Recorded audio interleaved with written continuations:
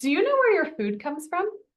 Most of us think we know, but we don't actually take the time to really know where it comes from. But we're going to talk about that today. Welcome to another episode of The Good, Bad, and Ugly of Business. I'm your host, Catryn Becker. And in this podcast, we talk to all sorts of different interesting people and successful people because we want to learn what they have learned in their life that has made them so successful. Because while a smart person can learn from their own mistakes, a genius can learn from the mistakes of others. So I know all of you listeners are geniuses and you want to learn how to avoid these mistakes or how to fail through them faster. So my guest today is joining us from the beautiful area of Vancouver Island, Canada, where she is a sustainable aquaculture businesswoman. And we want to learn all about the sustainable aquaculture. What does that mean? What is it? And where exactly does our food come from? So Lourdes Gant, welcome to the show. You're welcome. It's a pleasure, Catryn. Thank you for having me. I'm excited to learn more about your network. And thanks to Jen Cadet for introducing us, and obviously through JD Fox organization. And I look forward to hear what the show is about. And we will have a really good conversation about something that nourishes us. Pun That's intended. right. That's right. That's right. And nourishment is such a great topic because, I had a client just the other day, yesterday, in fact, and I was asking her, like, when do you feel nourished? Where do you feel nourished? Because there's so many more layers to nourishment than just the food that we ingest. Absolutely. And at this day and age where there's a lot of talk about mental health, obviously, how stress is a killer, nourishment is a word that I feel appropriate, not just for physical food, but obviously, as you know, um, from both the emotional and intellectual aspects of what makes us feel nourished. So this would be Mhm. a really good conversation. I look forward to it. And thank you for mentioning how we met as the connections, because I think that's something that you're really good at is creating networks and support systems and how we can all connect and benefit from one another. And so I don't always support that enough when I start the introductions of how I know the people that I know, because sometimes I don't know them and they're brand new connections, but you and I have been in the same circle for a little while now. So it's great to have you on as a guest to cover these kind of topics. So let's get into a little bit. Like, so many people, the average person does not think about where their food comes from. Like, I saw this TikTok from a woman the other day who was saying that she was in a restaurant and her friend ordered a steak and the waitress said, "How would you like your cow cooked?" And then the woman who was doing the TikTok said, she was like, "Well, that was a weird way to say it." And she was like, "Well, I don't want steak, so I'm going to get a hamburger." So then the lady goes, "Well, how do you want your cow cooked?" And the woman truly thought that hamburgers came from pig, and that's why it was called ham burger, and that everyone knows that ham comes from pigs. And there was waiters and servers and people in the restaurant industry commenting on this because everyone was saying this has to be a joke. She cannot be serious. And all of these people in the service industry were chiming in saying, no, this is accurate. She might not actually think this, but there are people out there that truly do not know where their food comes from. So tell us a little bit more about what it is that you do in the sustainable aquaculture and where that part of our food comes from. Well, thank you for sharing that story. It's fascinating because sometimes it can get complicated. I came from the Philippines, a third world country where my family is poverty stricken, and my experience in terms of food is very different, I guess, from people who lives in North America. So just a little bit of a story around that. So I mentioned my family. My mom was a teacher, and my dad was a security guard, which is a blue collar job in terms of being, I guess, in a way better than the normal farmer in the Philippines. So, make the long story short, there were days when I was growing up that we didn't have food because we didn't have Mm. enough money actually to buy food. And one of the things that my dad did was actually plant 100 banana trees. And Mm. so I associated bananas when we didn't have food. We will have banana for breakfast, lunch, and dinner. We will cook it different ways, but it's always a banana if we don't have food to buy in the market. And in a way, I guess from a different perspective, that can be actually probably healthy. It's organic. Right. It's organic. It came from our land. We know the land and the soil is healthy, but it's a very different story combined to, okay, was I getting enough nutrients from when I was growing up, just because I was only having very little introduction to different kinds of, I guess, vitamins. Let's just put it that way. So I say that in the premise and the intention of, first, I'm not an expert in this. Obviously, I was a leading learner because I got married into a family firm where my husband is actually a commercial fisherman who has 10,000 hours under the water and was Wow. seeing the devastating impact that the fishermen were doing to the ocean's ecology. So he decided to actually farm the species, which is called the geoduck. It's a king clam that he was harvesting from the wild. So I kind of went the roundabout way to your question. But to make the long story short, with all that background and experience I'm sharing, I think it's important to be what I call now myself a leading learner with information at our fingertips. Find out more about, sometimes you think that maybe this vegetable is actually healthy, but now I'm finding, I just came back from the Philippines last month, that our rice and our vegetables may be healthier from that part of the world because the soil is not as contaminated yet compared to the North American soil. So it may be the same vegetable, it may be the same grain, but because of where the soil comes from, in my case, where the ocean, the water comes from, it's a Yeah. very different story. Our seaweed from Indonesia may be very different compared to the seaweed here in North America. So find out what's the composition, I guess, of where the food comes from is right now a lot more easier because we have information handy. So that's kind of what I would say would be a good tip.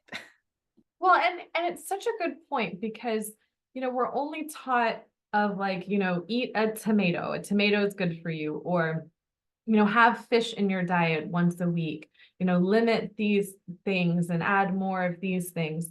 But it's never talking about the source of where it comes from. I know for us, we live on land and we have a little hobby farm and we do some of our own farming. We have chickens, we have our fresh eggs. I have a vegetable garden. And I know without a doubt, the food that I get from that garden and those eggs that I collect and eat taste so much better than anything I can buy in a market.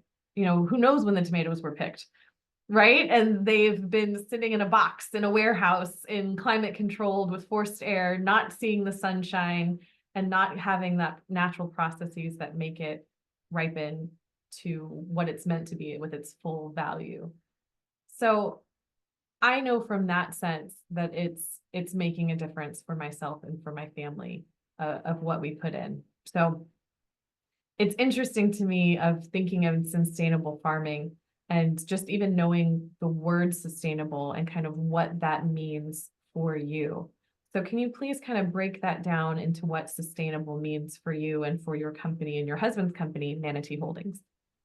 Thank you for sharing that. I love that your family started planting slash growing your food, because I think at the end of the day, you will have no doubt that it's healthy because you grew it from scratch.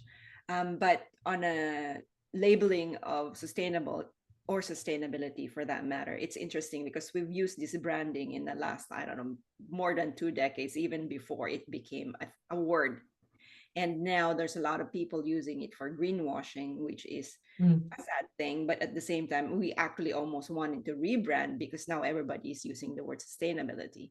But for me, the word sustainability is lasting. So in the context of our business, the three pillars that compose what sustainability means is leadership, partnership, and stewardship. And when Mm. I talk to people about these pillars, I talked about, a leader, I think from the context of my training would be is someone who's just not leading somebody. To me, my definition of leadership is do the right thing even though no one's watching. And so Mm. from the context of sustainability, you don't have to have the label, the certification, if you know you're doing the right thing, even though no one's checking, no one's is auditing what you're doing. It's integrity in terms of what you give to people. And then partnership. I love from the Philippines what I learned called in Filipino language bayanihan, which is picture or visualize a home that's being carried by different people, by your Mm. neighbors, because you want to transfer it, for example, from one location to another. So in the context of the North American way, I had this hashtag before from Simon Sinek. I think he had this book, and the hashtag was "Together is Better." So Mm. for those of you who read I read all his books, and I just love the concept in terms of he has also this book talking about the story of how the book started. Was there was a war between Americans and Vietnamese, and they were fighting, and from the context of lasting, the game is about not just this war. What if we think about a battle in terms of this is a continuing generation? How do we deal with it without thinking that we wanted to win this game, right? Yeah. Like the game is ongoing all the time, and it's fascinating because I think Japan has 300-year plans. So if we have like a 300-year plan for our life, even maybe 500-year plan, this is not just about the planet. We're talking about sustainability, the planet now, how we can do things for its betterment. How do we do things to better our lives 300 years from now, so that what we transfer to the next generation, which leads to the next pillar, which is stewardship, of how are we able to carry on that legacy going to the, let's just say, the fourth century of our next generation of grandkids, great grandkids. So I kind of ramble on there, but I think No, it's adding it, what you're saying, what I'm saying. yeah, well, and just to even think of terms of 300 years as us personally, because if any of us get 100 years, we would be blessed. So to think in terms of 3 times our life expectancy, the average person can't even hold on to something for 300 days. Like we all set New Year's resolutions on, 1st of January, but in 300 days, are those still something that are happening? Sometimes people can't even hold it for 300 hours. So it does take a lot of strength of character in order to maintain those pillars, as you mentioned, of the leadership, partnership, and stewardship, and being able to take all of those, doing the right thing for the right reasons, and then continuing to do it to set it up. So I find that really fascinating. The other question that comes to mind as we talk about this is, you mentioned you were married into this life. What was that like, marrying into it, when you and your husband were first meeting and you're learning about this? And I love the phrase you used of the lead learner. So can you walk us through kind of that process and that path? And do you think you would have come to this eventually without your husband? Or, is it something that was just already in you and it provided a great opportunity for it to come out? That's a great question. So I believe that everything that happens to us is divinely orchestrated, if I can say Mm. that.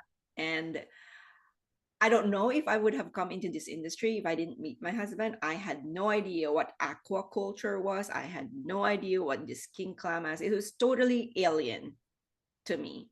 My background, for the sake of the audience, is I'm actually a certified public accountant, but I was really big into professional and personal development. So leading learner for me is one of my number one value, right? So I Mm. love learning. I just love learning. Put me into a planet where learning is everything that we do every day. That would be me. Wouldn't that be great? And because I didn't know anything about in this industry when I joined in 17, maybe 18 years ago now, I thought that what a great, I guess, value to have, because I came from a point of view of, okay, I don't know anything about it, but I think it's the willingness to learn. So when I first started into this, I had no idea of really what this industry was about. And in fact, interestingly, until now, I still have no idea. And I'm saying that in the context of pure humility, that this industry is just so diverse and dynamic that it changes a lot every day. I think if there's one thing that's it's a double-edged sword, both an opportunity and a challenge, is because of that. It's Mm. changing so quickly. And even though aquaculture, interestingly, we're talking about 300-year plants, aquaculture is actually a very old industry, but it's just not known It was probably from our ancestors who's been finding ways how to make food out of nowhere just Yeah. by mere experience on how they can support their family or their tribe for that matter. But it's only in the last 10 years that it has been like a lot of investors has been putting their money, because as people know, our population is going to reach 9 billion on or before 2050, so we have to find ways how to make food. And so in the context of marrying into the family firm, I've been learning a lot in almost 2 decades now of how this industry is going to support that vision of feeding the planet Mm. by 2050. And so that is interesting to me, given the background of where I came from. I'm like, I wanted to be able to not, and I'm not saying bananas are bad. Even I remember, I just don't want to eat bananas every day. And I remember growing up too that banana and sardines were the two food that we have if we don't have enough money to buy food. And so my, I wouldn't even call it a trauma, but my association with banana and sardines were bad to begin with, just Yeah. because I associated it when I was growing up. Oh, bananas plus sardines equals no money, you know. Mm. And so it's interesting because I gone keto diet beginning of April when I did a no sugar challenge, and sardines was one of the food that I actually really like now. Oh, good. And so again, going back to your question of how that's like being married into the family firm, I love it. I think Mm. it's fascinating because my husband and I really work together well because we have two different skill set. I'm in the, you talked about the word genius at the beginning of the show, and I believe that we have different geniuses. You know, in the school system, it's kind of challenging because some fishes are asked to climb a tree. Obviously, Right. they're going to fail, and so each kid, each human being has their own genius, and you just have to. We're talking about, I guess, self awareness now in the context of self mastery and self expression. If you know how to navigate yourself, then it'd be easier to find what your genius is. So for me, my genius is I'm a mechanic, in the context of the genius you wealth dynamics profile way. Give me anything that's existing and I'm going to study it of what worked in the past, and then I'm going to make that better. And then Yeah. there's also the genius of you're a creator. My son is a creator, meaning they have all these wonderful ideas all the time. So obviously each genius also has a kind of a challenge. So my challenge with making things better would be I may not be open sometimes or not flexible enough for a new idea because it hasn't been tried. For my son, because Mm. his ideas are always floating around her head, it can be just he's just always head on the clouds, and that's not good either. And so the main ideal scenario would be have all these geniuses in your team, and so that you're supported. It's like a table with four legs. It's hard to stand up, and I guess in the context of sustainability we were talking about, this is where the partnership comes from. Yeah, I mean, that's such a perfect analogy of partnership. And when we can all be in our genius and supporting one another through that way. So in terms, and I'm a little bit, just a little bit understanding agriculture, farming on the land. I have even less knowledge of aquaculture, farming in the water. But I can only imagine from what I do know of agriculture, it's a very male field. The farmer and the farmer's wife, right? It's never that the farmer is a woman. So from your perspective, and what have you kind of seen in those last 2 decades of being a woman in aquaculture? Wow, it's been such a both a challenge and an opportunity. Right now, there's a lot of talk of women being in the realm of all of these male dominated industries. 17 years ago, even up to now, I would probably be the only woman sitting on the table every time we have an annual general meeting for shareholders or in an industry specific association. And it's gotten better, but it's still not as many. And I can understand though where that's coming from, meaning, you've been an engineer and so you know what it's like to be just Yeah. the only one sitting on the table. and it's gotten better, but it's still not, I guess, the awareness that even just women in science, women in agriculture, we're still the minority in this industry.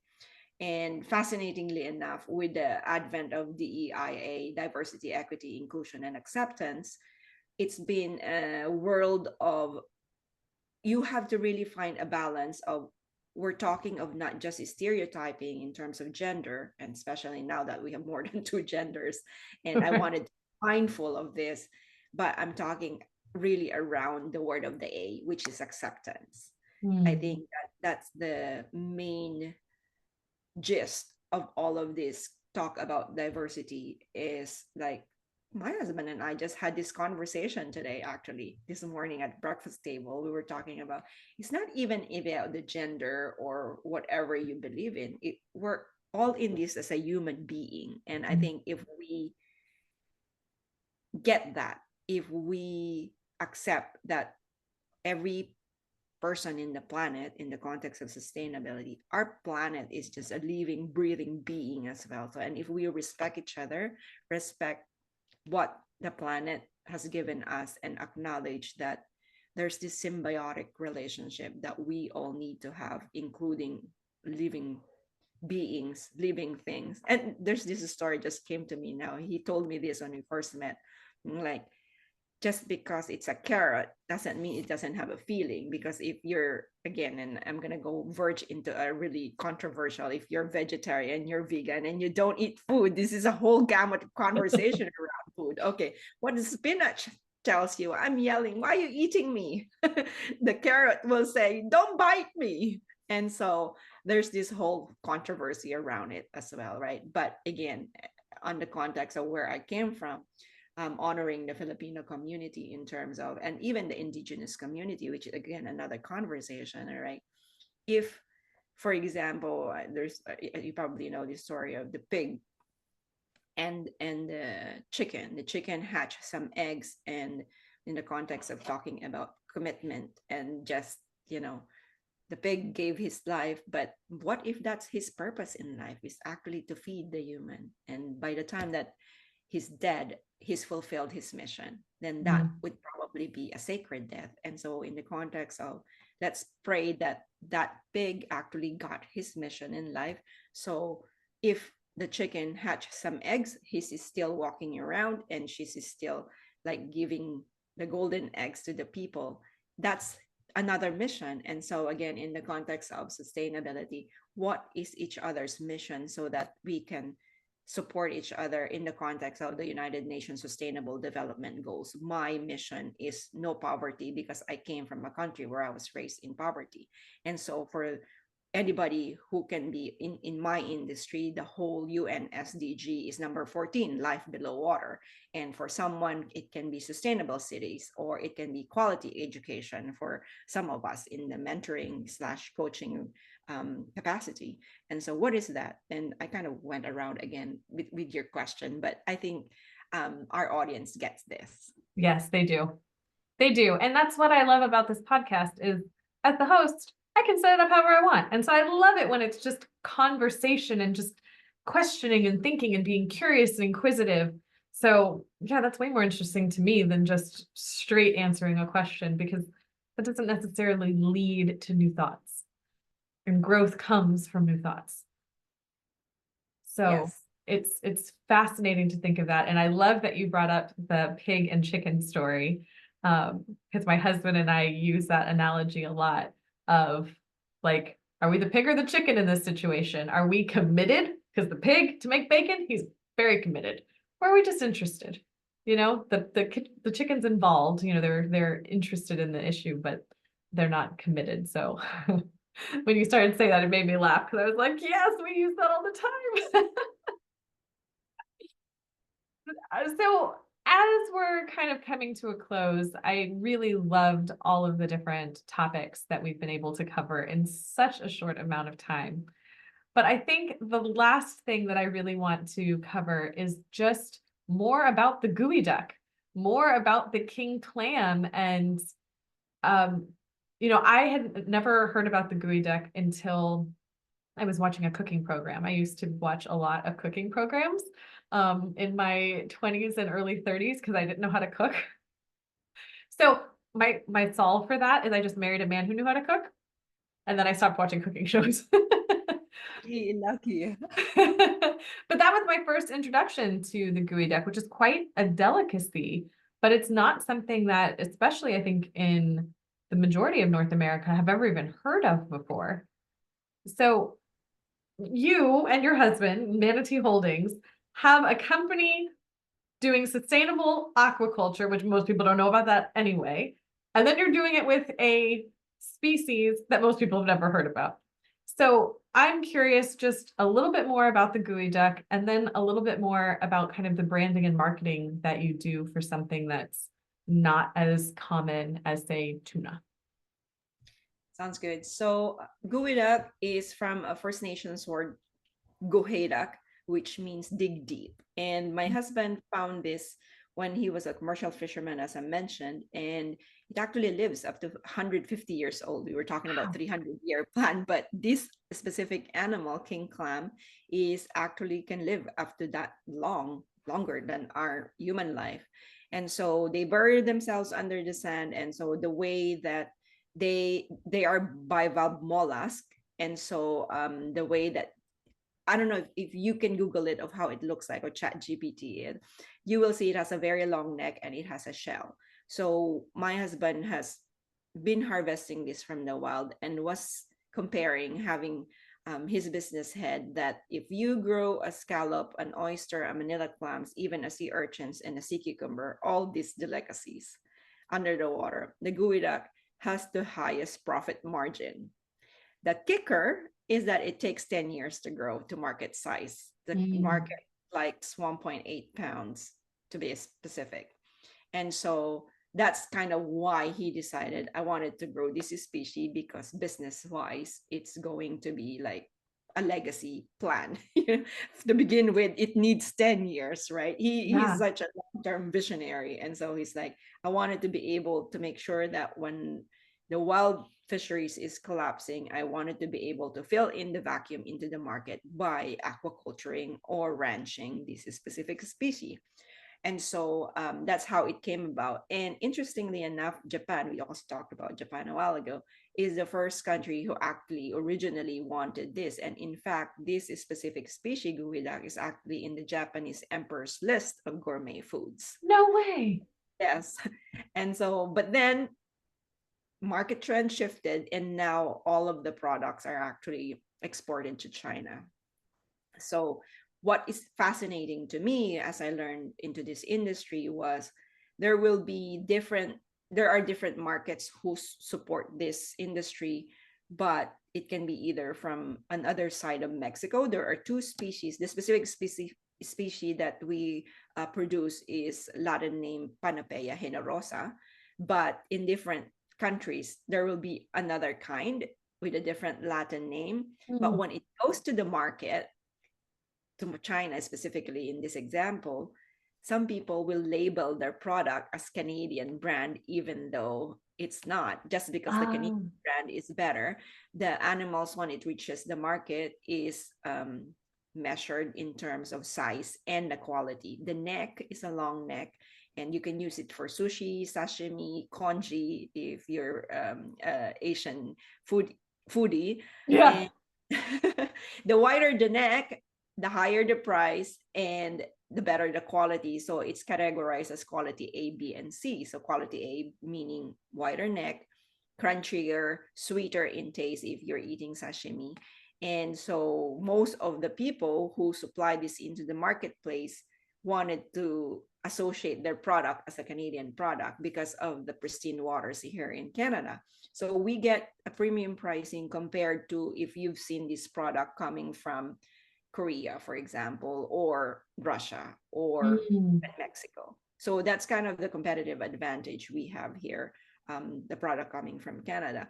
On the other side of the pond, which is just south of the border, the United States, where you are, there's actually a big company who we call our worthy competitor, Taylor Shellfish, who actually farm this specific species as well. They're bigger than us, sixth generation of ocean farmers. Wow. And the way that they, even just Canadian and US way of producing this product is different. In the States, they produce it intertidally, meaning part of the beach that they own, and they also use divers. But in Canada, there's not much intertidal geoduck farmers who has done this intertidally. Our farm is actually 30 feet, 60 feet under the water. And so Mm. subtidal aquaculture, we call it.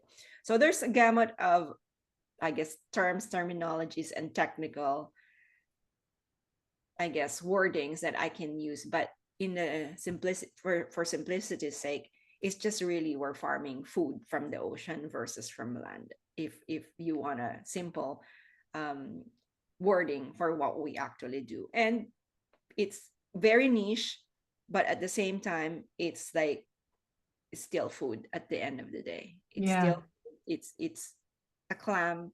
It's something that you can make a stir fry with, as I mentioned, sashimi sushi or in congee soup. And so if you chat GPT or Google recipes for geoduck, you'll find a lot of things. And it's gotten famous because I think it's in a TV show before, Dirty Jobs. And it's very hard. It's very hard labor, intensive labor. In fact, in our income statement, if you're an accountant like me, the profit and loss, the highest expense that we have is labor, because we use divers who have boats, and we pay $2,000 to have them harvest these products. Wow. This is fascinating. I wish I would have started off with these questions, because I have like so many more now. I just, the amount of things in the world that people spend their time on to do, it's incredible. And we get so much in our own bubble and only being concerned about with, our own universe of what we're working on. But when we can like stop and learn about someone else, I love it. I love it so much. I find so much inspiration from this. Thank you. And pun intended, the world is our oyster in terms of learning. Yeah. Oh, yes. Oh, yes. I mean, we should end here, because we can't get better than that. The world is our oyster. Thank you. So Lourdes, thank you so much for being on here. I truly appreciate it. If someone wants to learn more about you and what you do in Manatee Holdings, how is the best way for them to get a hold of you?